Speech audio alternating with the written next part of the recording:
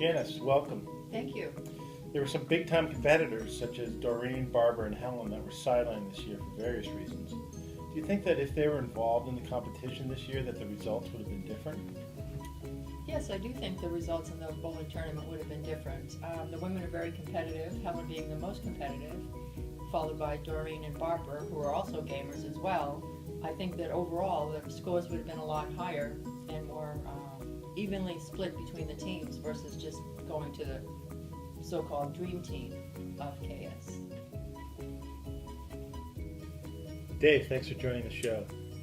There's been talk that Danielle received the MVP award. It was said that by the third string her game was really hot. Do you think she'll be the sleeper pick next year? Well, Tim, since you're asking me, I'm going to have to start by defining this term sleeper pick. I think it's someone that a lot of people don't know that is very good and might be a rookie or someone just coming onto the team. So, since you mentioned she was the MVP this year, I don't think she'd be a sleeper pick. I think she'd maybe be a first rounder. Tom, it's great to have you here.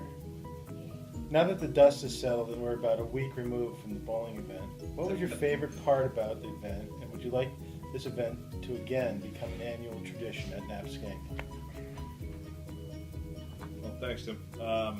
That's a two-parter, I guess. So the first part I'll field is, it was a wonderful event because, you get to see everybody from the other offices, coworkers that you don't usually see every day. It was a great time. Everybody, I think, had a ball, and most of all, I think the Dream Team really came through with quite a solid win. Everybody pulled their weight, and I think improved in the score. I don't have the exact figures, as I'm sure they'll be reviewed or have been reviewed. We'll show that we had an especially good time. But the second part of that question, should it be an annual event? I would definitely vote for it to be. It was one of the better experiences, on a first year Napskank level. So it's a pretty cool event to be able to come together like that. Welcome. We heard there was an ongoing rivalry between David Winship and Disco Steve. This year, they became an alliance, and their team was a force to be reckoned with. Do you think this rivalry will continue, or do you think it will now be Winship and Whitehurst take on Tom Shields, who almost dethroned Disco Steve?